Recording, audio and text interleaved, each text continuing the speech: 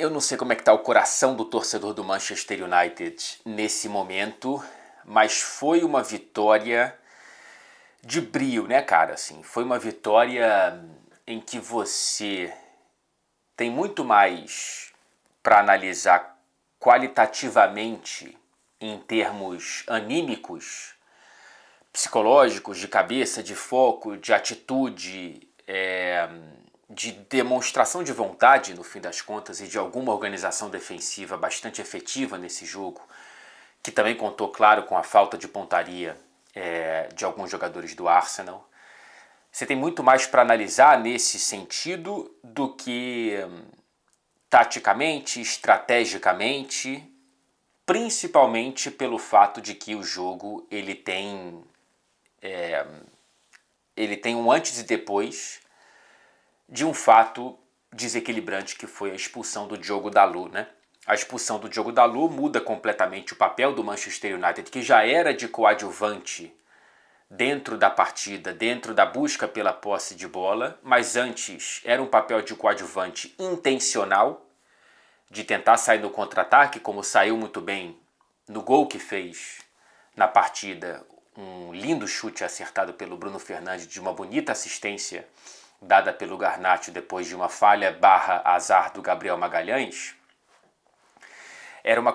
Então era esse papel de maneira intencional versus um papel de coadjuvante forçado e mais intensificado depois da inferioridade numérica, né? Então, dali em diante, e teve muito jogo dali em diante, né? A expulsão do Dalot foi aos 61 minutos, então a gente teve 30 mais acréscimos, mais 30. Então, cara, o United jogou mais de uma hora com um a menos contra o Arsenal no Emirates, sobrevivendo. Né? Sobrevivendo a um Arsenal que tinha o controle das ações ofensivas, mas não tinha o controle do jogo e muito menos um poder clínico na frente do gol para poder transformar esse controle. E as oportunidades que sim foram criadas não foi um controle de ações ofensivas inofensivo do Arsenal. O Arsenal teve chances muito claras, muito claras. O Havertz debaixo da trave praticamente, o Trossard debaixo da trave quase que literalmente, por exemplo, o Rice de cabeça, enfim. Vários lances em que o Arsenal poderia ter feito o 2-1 e não o fez, muito por uma incompetência própria, mas também em parte, em grande parte, por atuações enormes de Maguire e de De Ligt. O De Ligt, ele tira a bola do Trossard de uma maneira quase que acrobata ali, quase que impossível, debaixo da trave. O Maguire também vai muito bem em vários lances, sem ser tão obviamente decisivo, mas em vários momentos ele foi decisivo para a estabilidade. Aliás, é uma temporada de recuperação muito interessante do Maguire, que numa linha de 3 ele consegue agregar, ele consegue trazer estabilidade em vez de colaborar para a instabilidade coletiva. Foi assim na seleção inglesa por muito tempo, né? Na era Gareth Southgate, o Maguire ele foi muito importante nas grandes competições, Copa do Mundo e Eurocopa, jogando numa linha de 3. E o Ruben Amorim já percebeu isso, tanto é que tem colocado ele como titular e já ativou a renovação automática do contrato do Maguire. Então, acho que a gente vai ver uma nova fase para o Harry Maguire no Manchester United com o Ruben Amorim. E os últimos jogos dele foram muito bons. Hoje ele faz um pênalti que não existe, né? É um pênalti inventado pelo árbitro, uma atuação muito conturbada do árbitro dessa partida, mostrando como, por mais que não seja um método perfeito, por mais que não seja uma ferramenta infalível, como venderam lá atrás, o VAR ele é importante. Né? O VAR teria salvado muito provavelmente esse pênalti que não existiu, teria anulado aquela chance do Havertz que dominou a bola com as duas mãos, e o árbitro não teve o auxílio do VAR e ficou exposto à própria incompetência. E com essa atuação incompetente, olhando para o jogo, prejudicando mais o Manchester United do que o Arsenal. O árbitro, ele acaba escapando, entre aspas, porque a equipe mais prejudicada pela própria incompetência sai vencedora, e isso diminui o domínio e a predominância do discurso pesando na arbitragem do que se o Arsenal tivesse classificado-se, né? Mas, voltando para os pontos positivos, não tem como falar desse jogo sem falar do grande protagonista. As atuações foram enormes do De Ligt e do Harry Maguire, principalmente, mas o grande protagonista, é óbvio, evidentemente, é o Altay Bayındır, o goleiro turco de 26 anos, que veio do Fenerbahçe na temporada passada para o Manchester United e que fez apenas o 4º jogo dele com a camisa dos Red Devils. Vinha de uma atuação com falha contra o Tottenham na suspensão do Onana, e hoje ele foi absolutamente espetacular, cara. Não só pelas defesas nos pênaltis, e eu já chego nelas, mas ele parou o Rice 2 vezes, se não me engano, fez uma porção de grandes defesas, principalmente a partir da expulsão do Dalot, que foi quando o Arsenal começou a chegar com mais agressividade, claro, né? Colocando em prática a vantagem numérica, e o Bayındır foi fundamental. Fundamental, aquele goleiro que dá a impressão de que o Arsenal poderia ficar bastante tempo ali, que não conseguiria fazer gol. Quando passou por ele, não passou pelos zagueiros. O Lisandro também foi bem, mas ele fica menor em comparação aos outros dois. Cara, o Bayındır, ele consegue fazer com que esse pênalti mal marcado não seja o protagonista na partida, porque ele para com uma defesaça a cobrança do Odegaard. Há cobranças e cobranças, que às vezes estão mais na conta, as desperdiçadas, do batedor do que do goleiro. Dessa eu coloco mais na conta do goleiro turco. E na cobrança ele quase pega 2 ou 3 e consegue defender a cobrança de Havertz, que não viveu uma noite feliz no Emirates. Então, cara, é uma atuação completinha, né? Você vira um muro na frente do gol para conseguir levar o jogo para os pênaltis, e depois, nos pênaltis, você consegue transformar essa sobrevivência em vida. Em vida que continua para o atual campeão da FA Cup. O Manchester United é o 2º maior campeão da história, perdendo apenas para o Arsenal. São 14 títulos da FA Cup para os Gunners. Inclusive foi o último troféu, né, do Arsenal desde 2020, quando levantou a FA Cup. Não levantou mais troféus. E o Manchester United, atual campeão, segue na caça desse título. Falta muito, evidentemente. Mas se conseguir essa taça mais uma vez, a renovação desse troféu empata em número de conquistas com o Arsenal. Tem uma distância considerável para o 3º colocado, né? 14 para o Arsenal, o 2º é o Manchester United com 13, na 3ª colocação com 8 estão Liverpool, Chelsea e Tottenham. O City está com 7 na 4ª colocação. Então, o Manchester United segue vivo com alguma chance de conquista nessa temporada, mas eu nem quero entrar e enveredar por esse caminho, porque o estágio desse reinício do Manchester United, mais uma tentativa de se levantar, é tão inicial que não tem muito para onde olhar para além de um palmo de distância, né? O que vale olhar são os detalhes. Eu já disse isso depois do ótimo resultado lá em Anfield, né? Os detalhes daquela atuação contra o Liverpool, os detalhes dessa atuação de sobrevivência contra o Arsenal, os detalhes dos problemas que demonstrou contra Nottingham Forest, contra Newcastle, da vitória também com tons de oportunismo e heroísmo contra o Manchester City. Nos grandes jogos, o Manchester United está, mesmo aos trancos e barrancos de um início de trabalho e de uma reformulação com o carro andando, ele está conseguindo entregar atuações. São 3 atuações diferentes, né? Contra o City, uma atuação é a pior das 3 dentro do contexto, mas que consegue a única vitória. depois consegue esse empate com a melhor atuação dessas três contra o Liverpool. Hoje é um empate com uma atuação condicionada pela expulsão, mas que vinha sendo oportunista antes da expulsão, porque fez o gol no melhor ataque construído até então. Já tinha perdido para o Arsenal, mas agora consegue esse empate com gosto de vitória com a classificação. O Bruno Fernandes ultrapassa o David Beckham em gols com a camisa do Manchester United, hein? Acho que são 86 para o Bruno e 85 para o Beckham, se não for, perdão, mas é um de diferença porque foi esse gol que desempatou esse empate histórico.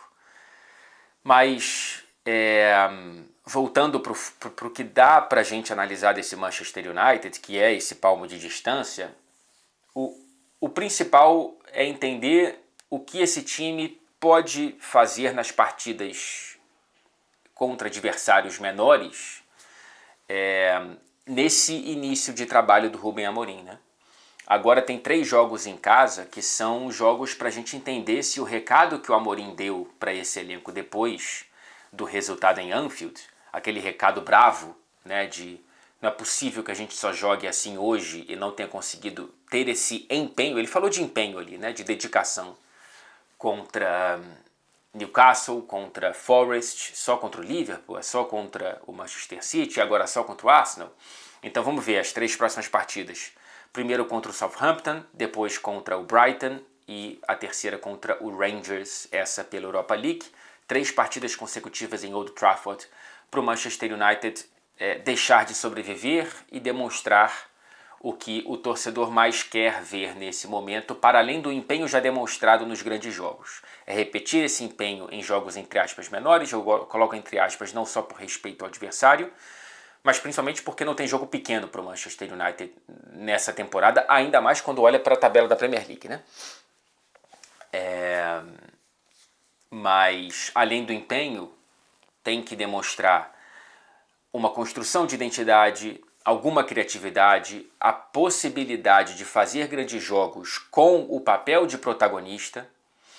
Já disse aqui também, depois do jogo contra o Liverpool, que isso é uma marca do Manchester United pós-Ferguson, um time de reação e não de ação, um time de contra-ataques, de transição e não de um predomínio de domínio, né, de dominação. Isso não é culpa do Amorim, não me parece ser uma proposta do Amorim, não sei, mas é algo que persiste, então vamos ver contra Southampton, contra Brighton e contra Rangers se existe algo para além de um Manchester United reativo contra adversários grandes. Mas é uma classificação grande dentro desse contexto, né? De uma arbitragem muito conturbada e de você ter que sobreviver mais de 1 hora com um homem a menos contra, de acordo com a tabela da Premier League, o segundo melhor time do futebol inglês nessa temporada. Um outro ponto que eu queria trazer aqui do lado do Manchester United antes de passar para o lado do Arsenal, e depois quero falar rapidamente de outros jogos dessa rodada da FA Cup. A situação do Casemiro, cara. O Casemiro não entrou no jogo, mesmo com as substituições dos 2 volantes. O Amorim entra mais uma vez com Ugarte e Mainoo, e quando ele substitui o Mainoo, ele coloca o jovem de 21 anos, o Collier, que tem muito poucos minutos como profissional do Manchester United. E depois, quando ele tira o Ugarte, ele coloca o Malásia improvisado de volante. O lateral esquerdo, Malásia, que ficou mais de 1 ano machucado, voltou recentemente, não vinha jogando bem e entrou de volante. E o Casemiro ficou no banco de reservas, cara. Já não é segredo para ninguém que aproxima-se uma separação entre Manchester United e Casemiro nesta janela de janeiro, mas não tem nada definido. Não tem nada definido. A sensação que eu tenho é que o Manchester United ainda quer uma proposta financeira de venda, de compra, perdão, pelo Casemiro. Uma proposta grande, substancial, para tentar recuperar o valor investido no Casemiro, que também tem um grande salário, um dos maiores desse elenco do Manchester United, o que me parece muito pouco factível, porque nesse momento é um Casemiro escondido pelo Manchester United, nesse jogo especialmente. É algo muito chocante o Casemiro ficar no banco depois dos dois volantes serem substituídos e entrarem um jovem que mal joga e um lateral como volante. E quando você esconde o Casemiro, você ao mesmo tempo quer vendê-lo por um valor razoável, me parece contraditório. Então, dentro dessa contradição interna do Manchester United, não sei qual vai ser a solução do Casemiro, mas hoje me pareceu um recado muito claro do Rubem Amorim de que não conta com o Casemiro em cenários básicos. E isso é um problema para o futuro do brasileiro. Infelizmente, se aproximando de capítulos finais amargos nessa passagem pelo Manchester United, que começou com uma primeira temporada muito boa. Eu achei que o Casemiro teria uma sobrevida e uma chance de um certo, não protagonismo, mas uma importância grande para esse trabalho do Amorim, mas hoje está muito claro que não. Eu não vi se isso foi levantado para o treinador no pós-jogo, não vi as entrevistas ainda antes de gravar esse vídeo, mas é um caso muito relevante. Então aguardemos as cenas dos próximos capítulos, porque a Arábia Saudita tem os 4 principais clubes bancados pelo Fundo de Investimentos Públicos da Arábia Saudita. Até o momento não tem vaga para mais jogadores estrangeiros. Vão ter que vender para fazer proposta, por exemplo, para um jogador como o Casemiro. E clubes europeus não vão pagar o que o Manchester United, a princípio, parece querer pelo Casemiro. Então, existe um impasse aí para ser resolvido nos próximos 15, 16, 17 dias. Em relação ao Arsenal, cara, é muito complicado fugir do óbvio. Que a cada gol perdido, e eu no Twitter falei muito do Havertz, mas é óbvio que não é só o Havertz, é que o Havertz é o cara que foi colocado para essa função. Hoje, por exemplo, o ataque ele foi armado com o Jesus aberto na direita, o Havertz pelo centro e o Martinelli na esquerda. E o Havertz mais uma vez perdeu chances, perdeu oportunidades de gol, assim como contra o Newcastle no jogo passado. E a cada chance perdida pelo Havertz, pelo Trossard, pelo Rice, você fica se perguntando qual vai ser a solução para o Arsenal consertar a própria rota. Existe uma crise de lesões muito pesada e no setor que menos pode arcar com essas lesões, que é o setor ofensivo. E aí a gente teve, só nas últimas semanas, a cirurgia do Saka. Aí o Arteta consegue tirar do bolso uma boa solução que parecia interessante, que é colocar o Nwaneri ali. E o Nwaneri se machuca também. E aí ele hoje abre o Jesus. E o Jesus se machuca, aliás. Eu estou curioso para saber o que aconteceu, porque do alto da minha ignorância médica me pareceu algo longe de ser simples, e aí seria, cara, um azar imenso para o Arsenal e principalmente para o Gabriel Jesus, que no momento de retomada e de fazer as pazes com as redes e de conseguir talvez ser uma resposta interna para a falta de gols, talvez, né? Ainda estava longe o Jesus do próprio auge técnico, vem essa aparente grave lesão, tomara que não seja grave, tomara que tenha sido só um susto, mas ele sai chorando de maca. Difícil a notícia ser positiva quando a saída é assim. Então, o titular da posição se machuca, a primeira solução também, e a segunda solução tem o mesmo fim. E aí ele tem que retornar o Sterling, que também estava machucado até pouco tempo, e está longe de ser uma solução. O Sterling não tem dado certo esse empréstimo para o Arsenal, e aparentemente o Arteta dá sinais de que a diretoria não está dando para ele grandes margens para investimentos nessa janela. O mercado não quer vender, e quem não quer vender não vai vender barato, e não vai vender barato ainda mais para um comprador desesperado. E se o Arsenal já entrava nessa janela precisando de um centroavante, de um fazedor de gols, o que é o mais caro possível, Agora precisa não só disso, precisa de um ponta-direita.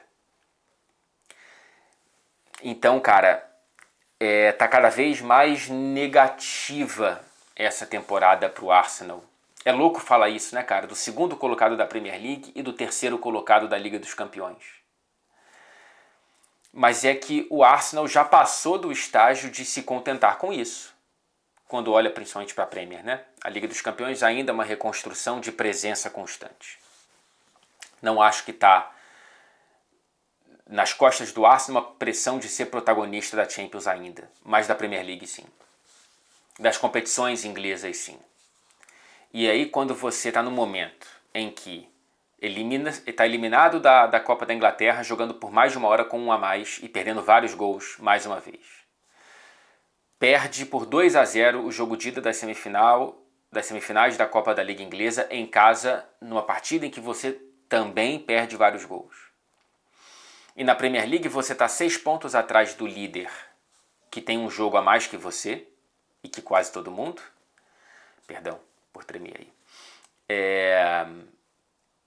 E você parece estar longe de solucionar o problema já crônico desse time. E mais do que isso, outros problemas, outros focos de fogo, de incêndio, estão se acendendo. Então, o Arsenal, que naturalmente, dentro de um trabalho já de 5 anos, de mais de 5 anos, que apresenta uma constante evolução, quase que constante evolução de temporada após temporada, vem de 2 como vice-campeão, não há escapatória, meu amigo. Essa temporada, ainda mais com a queda do City, é uma temporada de pressão por título. E para conquistar o título da Premier League, ou para brigar pelo título da Premier League, aliás, está no Arsenal a minha única esperança neste momento de briga por título da Premier League, porque eu não acredito no Chelsea, não acredito no Forest, não acredito muito menos no Manchester City, que está mais atrás, e com os próprios problemas, daqui a pouco falo um pouco do City.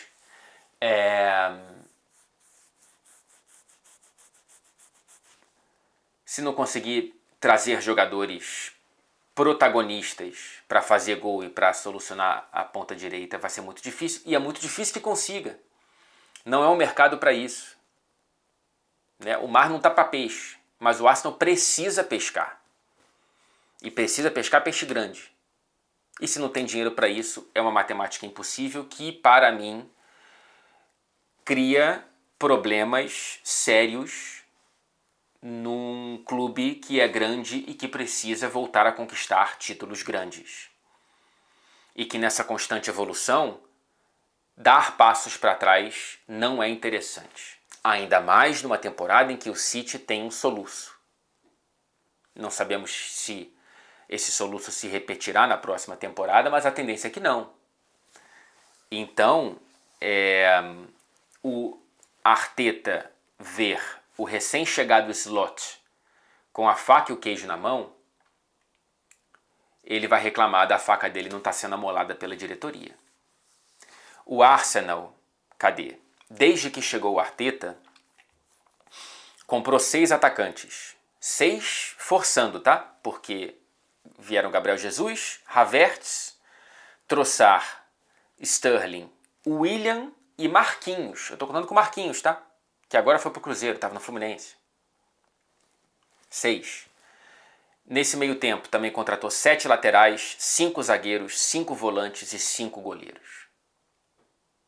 Contratou mais mais lateral do que atacante e quase tanto o mesmo número de zagueiros, volantes e goleiros.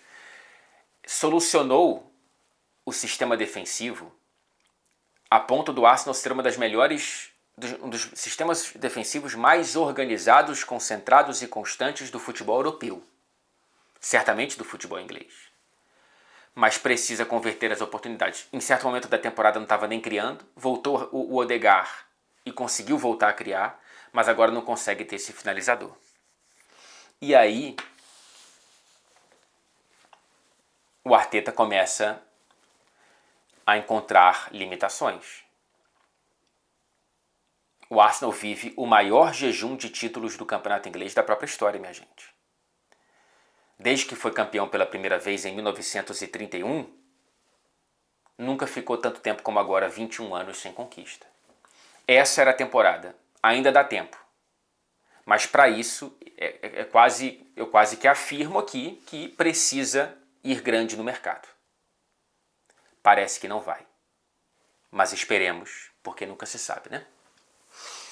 Deixa eu falar um pouquinho de outros jogos aqui, muito rapidamente, né? O City atropelando o Salford City da classe de 92 do Manchester United, né? Do Gary Neville, do Paul Scholes, de mais quem, cara? Do Roy Keane, se não me engano. Eu esqueci eu não sei se o Beckham ainda é proprietário, enfim. 8-0 para cima do Salford City, que é o terceiro colocado da 4ª divisão. Então, enfim, está dentro das condições normais de temperatura e pressão, mais ou menos, porque não é normal colocar 8 gols, né? Aliás, é a primeira vez que o City marca 8 gols em um jogo de FA Cup desde 1933, quase 100 anos, portanto. O James McAtee fazendo um hat-trick, jogador muito talentoso que precisa de mais minutos, senhor Guardiola. O Grealish saindo da seca, atenção, na marca do pênalti, né? Converteu um pênalti. E marcou depois de mais de um ano sem fazer gol. Ou 38 jogos. Eu não sei o que é pior. Jogar só 38 jogos em um ano ou não marcar em um ano. Não marcar, né? Mas jogar só 38 também diz muito da pouca relevância do Jack Grealish de um ano para cá. E o Walker pedindo para sair.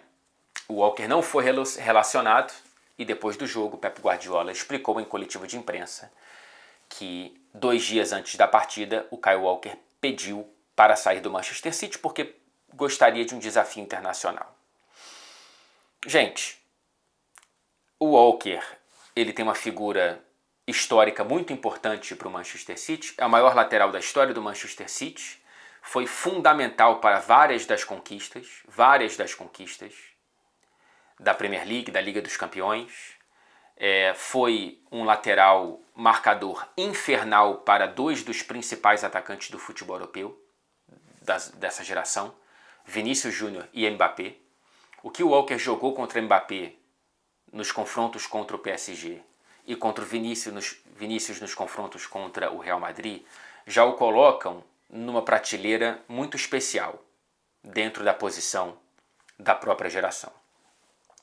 Porém, já é muito claro que o Walker vive um declínio físico, técnico e de interesse. Muito claro. Ele já queria sair na temporada passada. O Guardiola levou o Walker para jantar para convencê-lo a ficar, o Walker com proposta da Arábia Saudita. E ali foi um erro do Guardiola. É muito fácil ser engenheiro de obra pronta como eu estou sendo, mas é a vida. O Guardiola achou que faria sentido manter o Walker. Não fez sentido, desde então o Walker não tem sido importante para o Manchester City. Ele tem sido inclusive um problema quando joga. E agora, aparentemente, tem proposta do Milan e mais um interesse da Arábia Saudita, que tem esse problema da cota para estrangeiros que eu já falei aqui. Não sei se tem outros clubes interessados e que podem fazer proposta pelo Kyle Walker, mas ainda é um lateral que, se remotivado, pode ser importante. O Liverpool colocou 4 para cima do Accrington Stanley, 4-0. O Accrington Stanley, que é o 19º colocado da mesma divisão do Salford, a 4ª. O Chiesa marcando o primeiro gol dele com a camisa dos Reds. Ele entrou no segundo tempo e conseguiu marcar no apenas 6º jogo dele em 6 meses de clube. E são 6 jogos fora da grande competição, que é a Premier League. Somente 18 minutos que ele tem na Premier League, que foram contra o Bournemouth em setembro. Então, uma tentativa de recomeço do Chiesa aqui, como o torcedor da Juventus sabe muito bem, infelizmente tem sido atrapalhado por lesões. O Chelsea venceu por 5-0 o Morecambe, penúltimo colocado da 4ª divisão. 2 gols de fora da área do Adarabioyo. Eu sempre tenho uma dificuldade para falar o nome do Toby. O primeiro ele contou com a sorte e o segundo ele contou com talento. O Nkunku conseguindo se recuperar do pênalti perdido e marcando. Eu vi notícias de que o Chelsea estaria interessado em negociá-lo e me surpreendi. Não sei se faz sentido, não cheguei a checar. Se não fizer sentido, por favor, me corrija, torcedor do Chelsea. O João Félix fazendo 2 gols. O segundo um lindo gol. Essa foi apenas a 9ª titularidade do João Félix nesta temporada, viu? Pelo Chelsea, claro. São 7 gols marcados e 2 assistências. Muitos bons números. 4 assistências, perdão. Então ele tem mais participações diretas para gol do que jogos. Porém, esses números são principalmente em competições mais fáceis. Dos 7 gols, 4 foram na Conference League, 2 na FA Cup agora, né, contra o time da 4ª divisão, e apenas 1 na Premier League. 4 assistências, 2 na Premier e 2 na Copa da Liga. São bons números em jogos majoritariamente pequenos, mas são nos jogos pequenos que ele tem chance, então aparentemente quando ele joga ele tem feito mais a parte dele do que não. Porém, as indicações são de que ele não sai da franja do elenco na cabeça do Maresca, pelo menos por enquanto. Essa metade de temporada mostra isso. E aí a gente começa a ter os resultados menos óbvios da Copa da Inglaterra, a mágica da FA Cup deixando o seu pozinho. O resultado não diz nada para quem não viu a construção, porque o Tottenham passou com um placar de 3-0 para cima do Tamworth. Porém, os 3 gols foram na prorrogação. E por que é tão especial o Tamworth ter segurado o jogo até a prorrogação em 0-0? Porque o Tamworth é o time mais... como é que eu posso dizer, cara? O time com a colocação mais baixa na pirâmide do futebol inglês que conseguiu se classificar para esse sorteio da 3ª rodada da Copa da Inglaterra. Então ele era o lanterninha na pirâmide de divisões do futebol inglês, dos times envolvidos nessa rodada. Ok? 5ª divisão, que eles chamam aqui de Non-League. Já é a 1ª divisão que não conta com a chancela da EFL, que é responsável pela 2ª, pela 3ª e pela 4ª divisões do futebol inglês. A 1ª, claro, não é da EFL, é da Premier League, é dos clubes. Então, esses clubes, em grande maioria, que estão na National League, que é a 5ª divisão, eles são semiprofissionais. O Tamworth, é semiprofissional. Tem jogador que durante o dia trabalha numa loja de departamentos, outro que dirige carro de aplicativo, outro que como é que se diz, cara? Bombeiro hidráulico, e enfim, né? Jogar futebol é apenas um emprego complementar da vida desses jogadores. E esses jogadores seguraram o elenco estelar de um clube do Big Six da Premier League por 100 minutos. 100 minutos. E aí saiu o gol. Um gol contra, aliás, né? Para abrir o placar a favor do Tottenham. E aí vamos às comparações, né? A receita do Tamworth, 1,6 milhão de libras. A receita dos Spurs, 549 milhões de libras. Os salários do Tamworth, e aí do clube todo, né? 1,1 milhão. Do Tottenham, 251 milhões. Então, meus amigos, o Tottenham venceu. Mas a honra e a vitória moral foi do clube da 5ª divisão, que mesmo sendo eliminado, trouxe o pó da mágica, o pó de pirlim-pim-pim da mágica da FA Cup. E aí a gente teve o paradoxo da nova regra da FA Cup a partir dessa temporada, que é a exclusão dos replays, né? Até a temporada passada era algo tradicional, histórico da competição vigente mais antiga do futebol profissional mundial, você ter, depois de um empate no jogo de ida, né, quer dizer, na eliminatória, um jogo no outro estádio para definir aquela eliminatória. Isso era uma faca de 2 legumes, como diria o outro, né? Porque, por um lado, dava mais uma chance se o outro clube... Por exemplo, nesse aqui, né? O jogo de volta seria em Londres.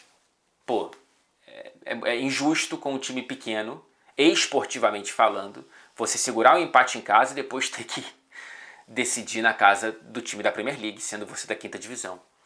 Isso era um colchão de segurança para o clube grande. Mas por que então isso é polêmico?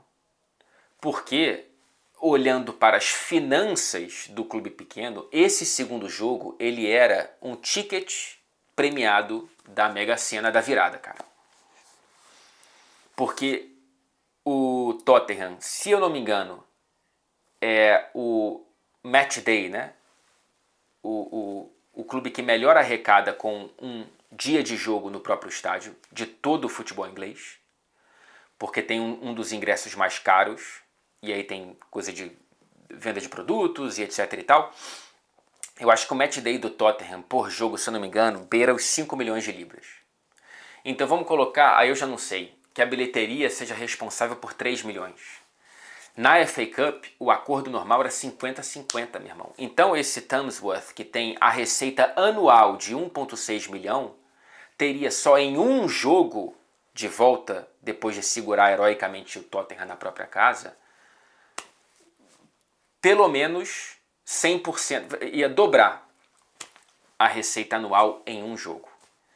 Então é claro que esportivamente fica mais emocionante não ter o replay, porém, para o clube é melhor, olhando para o macro, você conseguir garantir, cara, 2 anos de salários em um jogo, sabe? O investimento do Tamsworth, que vem de 2 acessos consecutivos, inclusive. Estava na 7ª, 2 anos atrás, agora está na 5ª divisão. Um jogo, fora a questão do sonho, né? Esse bombeiro hidráulico, esse motorista de aplicativo, esse vendedor da loja de departamento, poderia guardar para a vida que jogou contra o Tottenham em Londres, no estádio de Premier League. E quem sabe fazer um gol, e quem sabe se classificar. Então tem... Eu não sei se você concorda com a exclusão dos replays, se você olha mais para o lado esportivo ou mais para o lado financeiro. Algo que poderia estar que poderia, apesar do lado financeiro já ter sido esmagado e não ter esse ticket premiado mais para os pequenos, a não ser que o sorteio coloque já o jogo de cara no estádio do clube maior, que não tivesse prorrogação e fosse direto para os pênaltis, né? E aí você consegue ter mais risco esportivo para o grande e de mais boas notícias para o pequeno. Enfim, um pequeno, mas aí a diferença é menor, né, que se deu bem nessa rodada foi o Plymouth Argyle, ou Argyle, eu sempre me confundo como que se fala, acho que é Argyle, que venceu o Brentford fora de casa. Então, o lanterna da Championship, aí a diferença é menor, né, é a 2ª divisão para a primeira, mas é o lanterna contra o Brentford. 1-0 para o Plymouth, que consegue vencer quem era até pouco tempo atrás um dos melhores mandantes da Premier League, né? O Brentford. Ele estava invicto em casa na temporada, com 8 vitórias em 10 jogos, até que perdeu 3 seguidas. Primeiro para o Forest, depois para o Arsenal e agora para o Plymouth. O Plymouth que não vencia na temporada desde novembro e não vencia fora de casa desde abril, portanto desde o fim da temporada passada. É isso, minha gente. Um beijo para vocês. E até o próximo vídeo, que se eu não me engano vai ser quando? Deixa eu pensar aqui. Acho que... na terça-feira. Na terça-feira estarei no estádio do Nottingham Forest para o retorno da Premier League e o jogo entre o primeiro e o terceiro colocados, Forest contra Liverpool. Até lá.